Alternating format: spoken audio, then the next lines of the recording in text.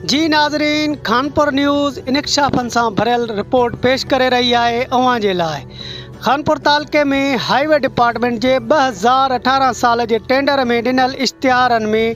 ॼाणायल खानपुर शहर जे घिटियुनि समेत तालुके खानपुर जे मुख़्तलिफ़ ॻोठनि में पेवर ब्लॉक जे कमनि में मुबैना तौर करोड़े रुपयनि जी करप्शन जा इंकशाफ थी रहिया आहिनि। खानपुर न्यूज़ के मिलियल ॼाण मूजिब हाईवेज़ डिपार्टमेंट में खानपुर शिकारपुर तक तां चूंडियल अॻूणे MLA आफ्ताब शहबान मीराणी जे ॾिनल खानपुर तालुके ऐं शहर जे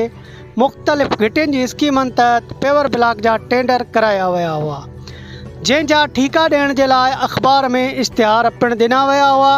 खानपुर न्यूज़ जे स्पेशल इन्वेस्टिगेशन टीम जी रिपोर्ट मूजिब खानपुर शहर में केतिरनि ई घिटियुनि में पेवर ब्लॉक हणण जा ठीका ॾिना विया हुआ, जंहिंजो कमु इश्तिहार में ॾिनल टेंडर मूजिब ठेकेदार खे 18 महीननि में कमु मुकमल करणो हो। पर खानपुर न्यूज़ जी रिपोर्ट मूजिब इश्तिहार में ॼाणायल खानपुर शहर जे मेन रस्ते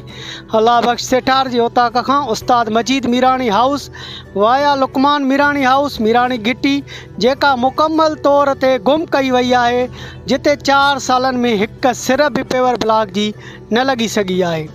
जॾहिं त साॻे ई टेंडर में मेहदी शाह चौक खां अनवर शाह दुकान चौक ताईं पेवर ब्लॉक हणण जो इश्तिहार में टेंडर थियल आहे,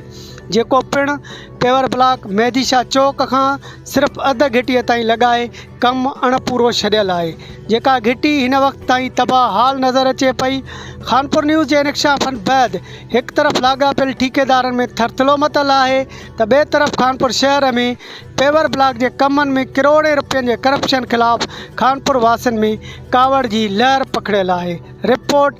बहादुर अली बोड़ो, खानपुर न्यूज़ टीम।